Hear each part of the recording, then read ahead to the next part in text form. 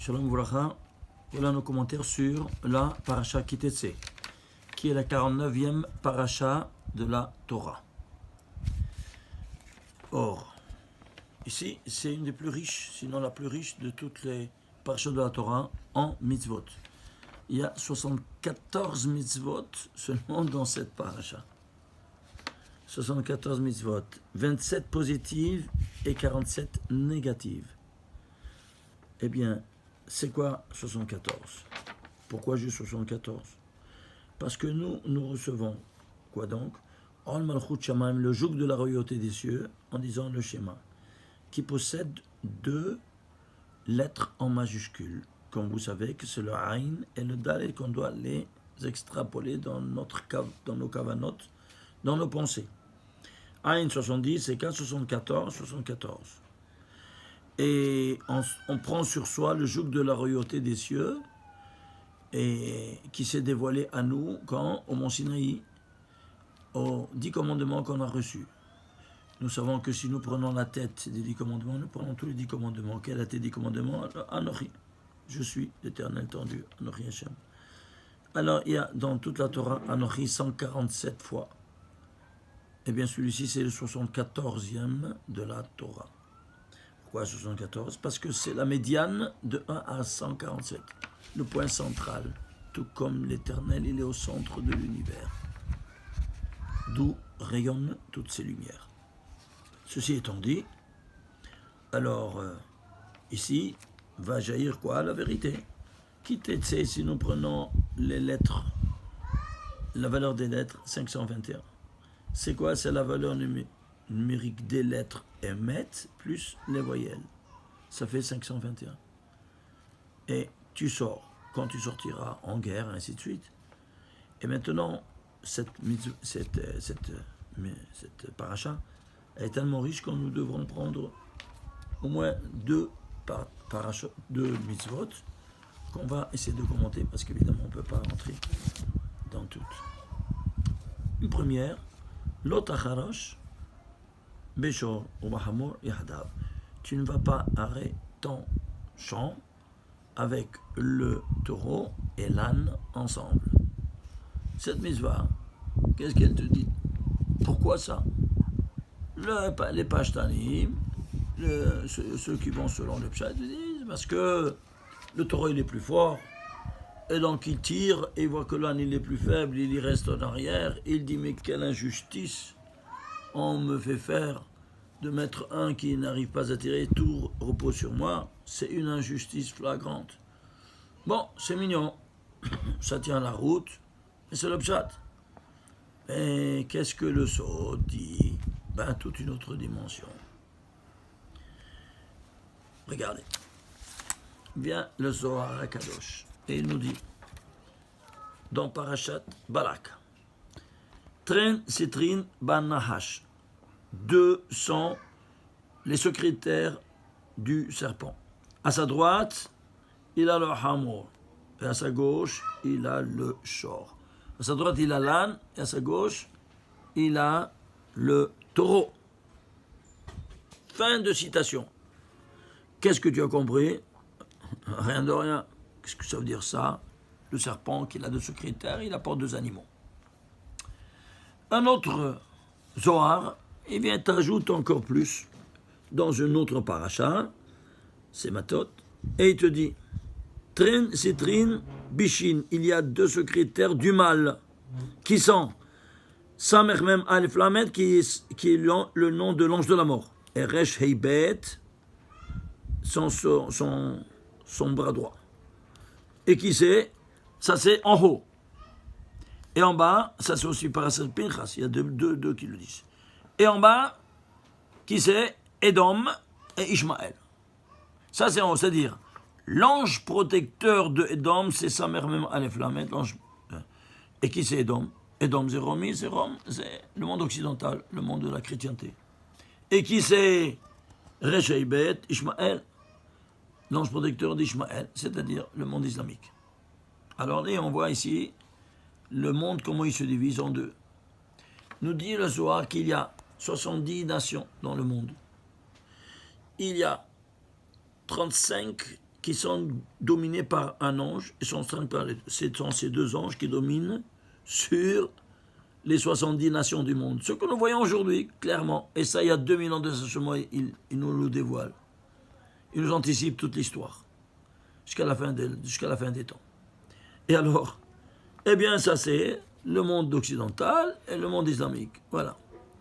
Alors, faisons la valeur numérique. En haut, nous avons l'ange de la mort, d'Édom. En bas, ça c'est en bas, ça c'est en haut. Ange de la mort, en bas c'est Édom. L'ange d'Ishmaël en bas, en haut c'est Reshaibet. Fais la gematria de l'ange de la mort avec l'ange de Ishmaël, ça te fait au total. L'un c'est 131, l'autre c'est 207, total 338. C'est quoi 338? C'est simple. Là, il parle de quoi? Du Dieu un. Et qui c'est? Ishmaël.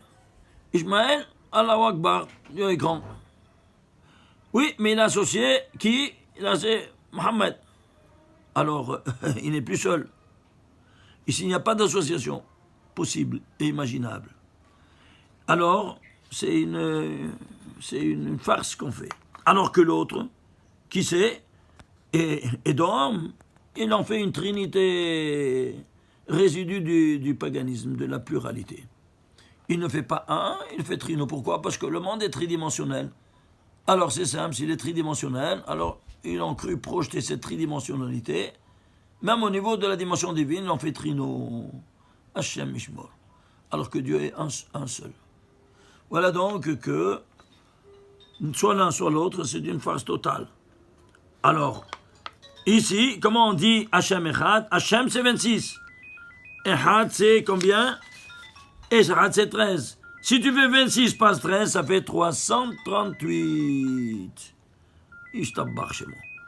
Ceci étant dit, alors nous avons ici cette valeur numérique qui est le produit de Hashem Echad. Alors ceci étant dit, excusez-moi, on a oublié de fermer les téléphones. Alors, ici, qu'est-ce qu'on a? On a ici, ça c'est Édom. Alors ici, Édom et Ishmaël, la gematria c'est 502. On devra neutraliser ces deux valeurs-là, qui, les trois patriarches, ils vont vivre 502 ans, tous les trois patriarches, pour neutraliser cette force qui se dégage, cette force néfaste qui se dégage d'eux, qui sont évidemment contre le monothéisme, que eux, ils ont transplanté. Alors, ceci étant dit, on va prendre maintenant quoi? Le premier Zohar, et qu'est-ce qu'on a ici? On va ajouter ici le Shor et le Hamor, total 760. Et c'est quoi 760? Eh bien, on a dit qu'ils vont gouverner la planète. La preuve, voyons un peu combien le poids atmosphérique qui peut se calculer. Comment? Tu n'as qu'à prendre un tuyau de mercure, n'est-ce pas, fin, tu le plonges, tu ouvres ce tuyau de mercure, tu le plonges dans une bassine totalement de mercure. Eh bien, tu vas voir que le poids atmosphérique, parce qu'il s'appuie là-dessus, et donc il va faire descendre cette colonne du mercure à combien? À 760 mm. Voilà, Ishtabbar Shemo, le poids atmosphérique qui domine sur toute la création. Ça, c'est au niveau maintenant scientifique, et ça, c'est au niveau métaphysique. C'est drôle, hein? Et comment le joueur te dit, il va dominer la planète entière, les 70 nations. Est-ce que vous voyez ce rapport? Alors, ceci étant dit, qu'est-ce que tu vas faire? Tu vas faire l'ensemble de toi, en haut, leur ange protecteur, en bas, et leur symbole que nous dit le Zohar, ça te fait 1600. Alors, tu comprendras maintenant pourquoi c'est écrit, tu ne vas pas les mettre ensemble à labourer le terrain. Et pourquoi? Parce que si tu les mets ensemble, Ishmaël et Édom, ils vont détruire le monde. Et c'est pour ça que maintenant, il y a un victoire entre eux, c'est-à-dire une rivalité. Baruch Hashem. Parce que sinon, ils vont détruire le monde. Donc, c'est ça la symbolique. De jamais les mettre ensemble, parce que si tu les mets ensemble, c'est la catastrophe. Universelle. Et d'où on sait que c'est la catastrophe universelle? Ben, c'est simple. Tu fais la valeur numérique de toutes les lettres, de tous les tagim, de toutes les voyelles, ça te fait 2018. Tu vas décomposer cette valeur, ça te fait 2 fois 1009. 1009, c'est 170e nombre premier. 170 se décompose à son tour en 2 fois 5 fois 17. Le 17, c'est le 8e. 2 en puissance 3. Le 5, c'est le 4e, donc 2 en puissance 2. Ça, c'est 2 fois 2. Total, 2 en puissance 7. C'est quoi 2 en puissance 7? C'est la valeur numérique de Adam et Hava, lettres et voyelles. Les lettres, c'est 64. Les voyelles, ce qui va animer les lettres, c'est en leur valeur numérique 64. 64 plus 64, ça te fait 128. C'est 128, c'est quoi? C'est 2 en puissance 7. Autrement dit, la dualité qui va s'épanouir, dualité, Adam et Hava, dualité hétérogène, je dis bien hétérogène et non pas comme Chas V'Shalom, on est en train de péter des plantes partout dans les parties du monde qui veulent faire le mot et ainsi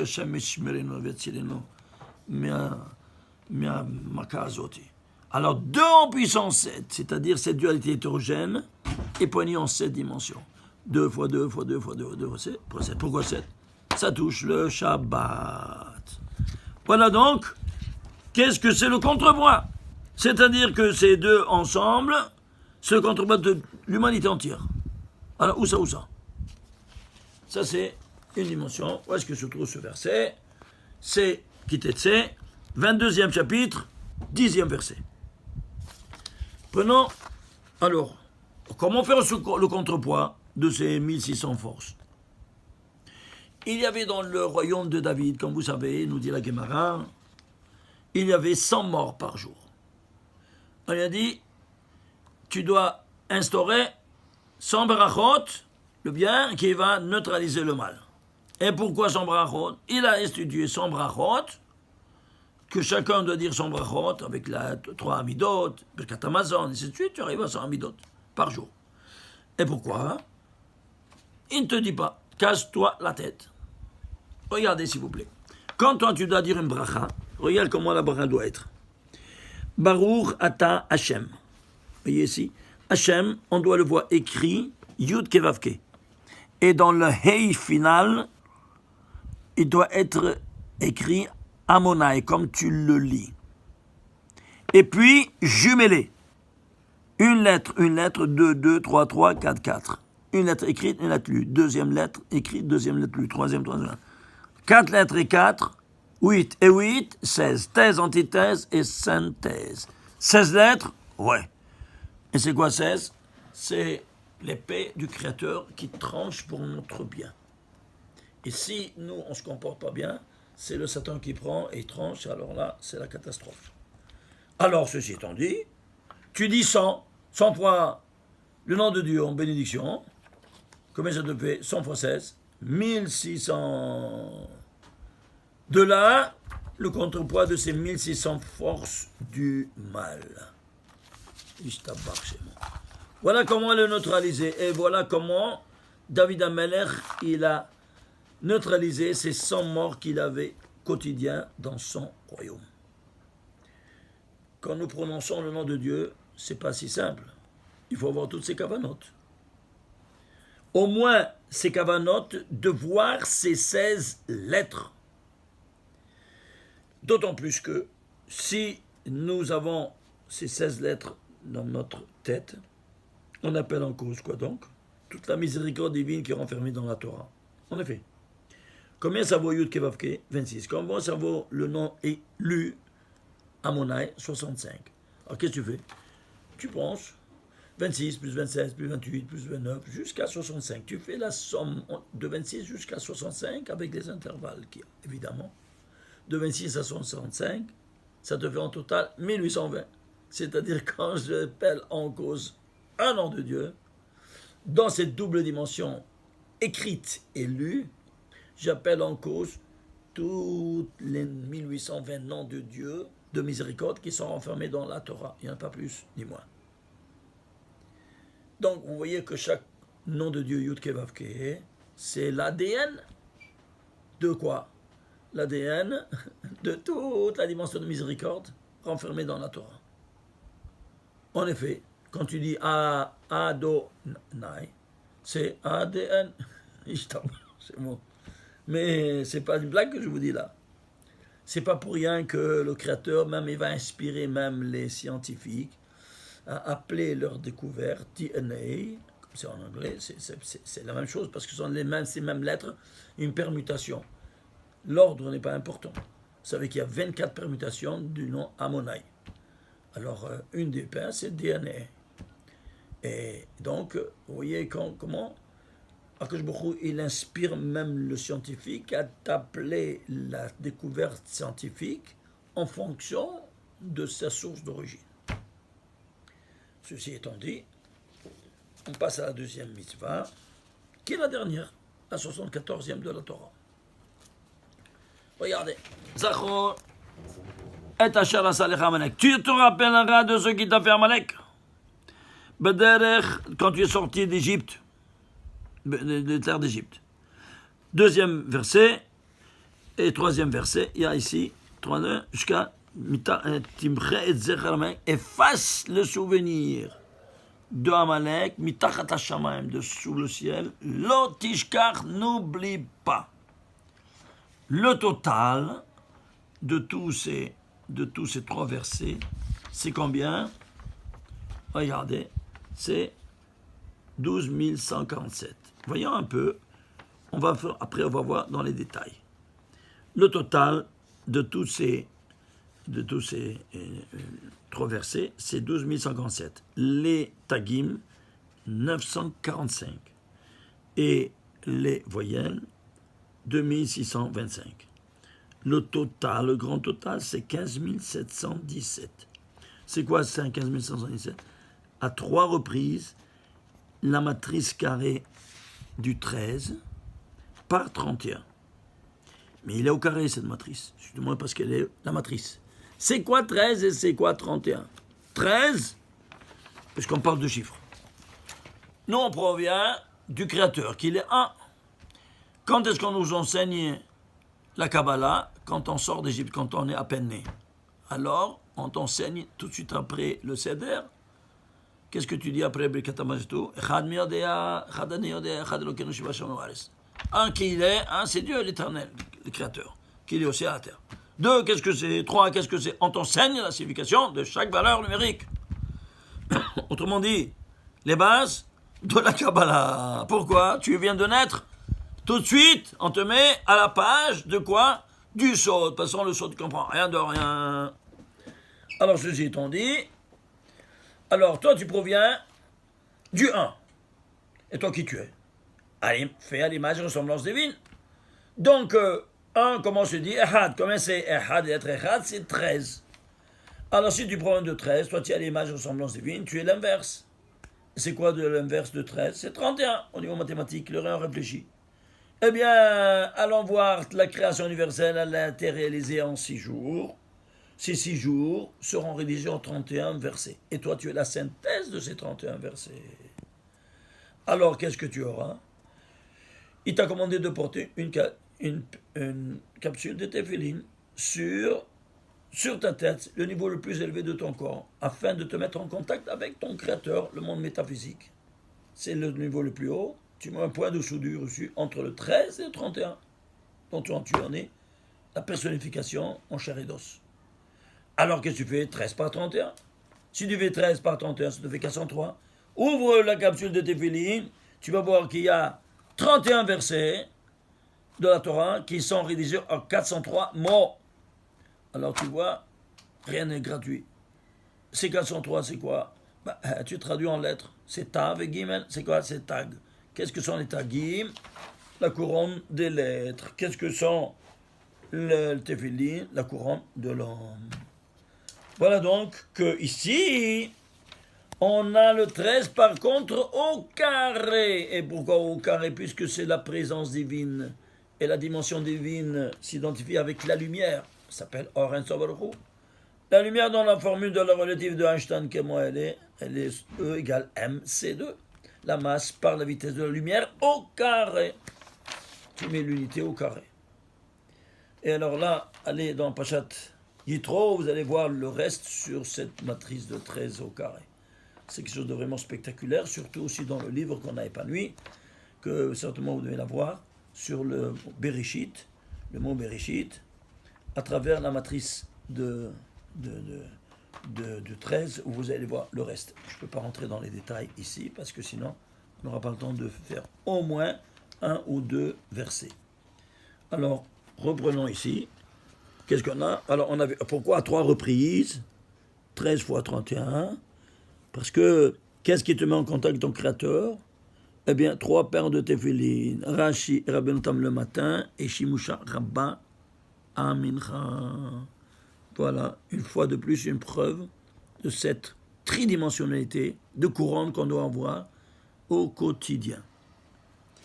Ceci étant dit, voyons un peu maintenant dans les détails. Premier verset. Rappelle-toi de ce qui t'a fait malheur et t'a sorti d'Égypte. La valeur numérique des tagim, 189. Des lettres, 299. Et des voyelles, 499. Commençons par les lettres. 2999. Rappelle-toi qu'est-ce qu'il t'a fait à l'Amalek quand tu es sorti d'Égypte. Quand tu es sorti d'Égypte, quand tu es né. Alors tout de suite, allons voir quand est né le premier homme. Comment il est né? Il est né par ce verset-là. Vayetzer Hashem Elokim. Et Dieu a créé et Adam, l'homme, Afal min Adama, de la poussière de la terre. Premier stade. Poussière, il a fait un golem. Ensuite, vous ne voyez pas, ensuite il en souffle un souffle de vie. Et troisième stade, la poussière, le golem avec l'âme. Qu'est-ce qu'on a? Adam le nefesh chaya, voilà que j'ai devenu un homme vivant. Toutes ces lettres, combien ça vaut? 2999. Ici, tu es né au niveau national quand tu es sorti d'Égypte. Combien ça vaut? Premier verset, que tu es sorti d'Égypte. 2999. Ici, au niveau macro-national. Ici, au niveau micro-individuel. C'est drôle, hein? Alors, on va voir maintenant ces 3 stades, séparément. Premier volet. Ce stade-là, qu'est-ce qui va l'animer? Tu vas aller essayer de voir comment. Eh bien, tu dois décomposer cette valeur. Cette elle n'est pas indécomposable. Qu'est-ce qu'elle est? Un nombre premier. Lequel? Le 431e nombre premier. Eh bien, 431, c'est la valeur numérique de l'ange qui est mémouné à la Parnassa. C'est celui qui te donne toute l'abondance matérielle. Pourquoi matérielle? Parce qu'en premier lieu, tu vois, il y a la matière qui a été créée. Alors tu dois penser au côté matériel. Comme un gosse, il pleure, il veut son bébé au point final. C'est clair? Pardonne-lui. Ensuite, il va sur un souffle de vie. Qui c'est qui a créé ça? Alors le tressanon du vin de 42 lettres. Et où il est ici? Eh bien, 481, c'est quoi? Eh bien, 441, c'est un nombre premier. Lequel? Le 84e nombre premier. C'est 84, c'est quoi? C'est 2 fois 42. Pourquoi 2 fois 42? Parce qu'ici, il a créé double. Il a créé doublement. Et Adam, il était, quoi donc? Il était double. L'homme et la femme ensemble. La preuve, Hachem, Elohim, 2 noms de Dieu. Hachem, c'est miséricorde. Elohim, c'est rigueur. Hachem, la miséricorde, c'est l'homme. Elohim, c'est la femme. Alors il va ici, il sera double. Et voilà la preuve, 2 fois 42. Un pour l'homme et un pour la femme. Alors ceci étant dit, allons voir ici maintenant, incroyable. Regardez ici. Les tagim de l'ange Bemouna Parnassa valent 42. Je t'embarque chez moi. Et les voyelles de cet ange, qui vaut 431, valent 72. À savoir, le Shem HaMeforash, le nom de Dieu de 6, c'est-à-dire cette deuxième dimension, celle qui va animer. Vous voyez pas, il va lui souffler un souffle de vie. Ce sont les voyelles. Et pourquoi? Parce que les voyelles sont invisibles. Tout comme l'âme qu'elle est invisible. Oh, ils ne sont même pas écrits dans la Torah pour ça. Alors, nous voyons ici qu'elles seront représentées par le nom de Dieu Yud-Kei-Vav-Kei. Alors, je répète, le nom 42, c'est celui qui va animer la dimension matérielle, qui va apparaître dans, il va créer la dimension matérielle, et après, le nom 26, la dimension spirituelle. Alors, je dois voir ici, dans la dimension de 26, allons voir, il va animer le nom 42, avec 26. Allons voir. Alors, allons voir tout de suite ici. Où est-ce qu'on l'a mis? Voilà.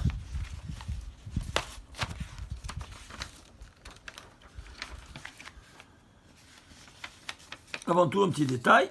Toujours, ça c'est la dimension matérielle. Tu prends les lettres, donc de la dimension matérielle, c'est 1374. Ce n'est autre que 2 fois 3 fois 229. 229, tu le décomposes, 7 fois 21, la décomposition, ça te devient 17 plus 17 par 17. Je t'abarre chez moi. Tout Dieu bien. Qu'est-ce que c'est 17? Je ne sais pas. Cherche le premier mot dans la Torah qui a valeur 17, tu vas comprendre qu'est-ce que ça veut dire 17. Et le premier mot qui a valeur 17, c'est Tov, c'est-à-dire, il va créer ici 3 dimensions. De quoi? Dans la matière. Il sera doté de 3 dimensions de cette matière. Quoi donc? Le papa et la maman de se multiplier, et à part le métaphysique, qui est le bien métaphysique, qui va s'associer à ces 2 dimensions de matérialité 17 par 17, qui composent la matière. C'est clair? Alors, vous allez voir par exemple, c'est quelque chose de spectaculaire, parce que si vous prenez le récit des 7 jours, vous allez trouver le nom d'Israël codé 3 fois. En saut de 232, en saut de 50, en saut de 7. Total, c'est combien? C'est 289, c'est 17 par 17. Le voilà. Il se trouve Israël sans être mentionné nulle part dans le récit de la création, évidemment. Mais tout est en filigrane, en code, c'est-à-dire en sorgule de lettres, incroyable. Et l'ensemble de ces 3, c'est 289, 17 au carré. Et pourquoi? Parce que l'homme et la femme, multipliez-vous, l'homme sera la femme. Et pourquoi la femme c'est 17? Parce que c'est écrit. Lo tov veot adam levado, il n'est pas bon à l'homme d'être seul. Alors tu prends quoi? S'il n'est pas bon, alors c'est-à-dire que la femme, la définition de tov. Alors tu vois le tov lui, parce que quand il a créé Dieu l'homme, il a dit, il y a un qui tov, il est tov veot. Et que c'était très bien. Ah oui, mais il était seul. Alors, voilà, donc ça s'ajoute, 17 par 17, ça te fait, donc ce couple-là, et qui est de multipliez-vous. Alors, ceci étant dit, ça c'est la matière. L'esprit, regardez. Va y parler à Nishmatraim, il va y souffler un souffle de vie.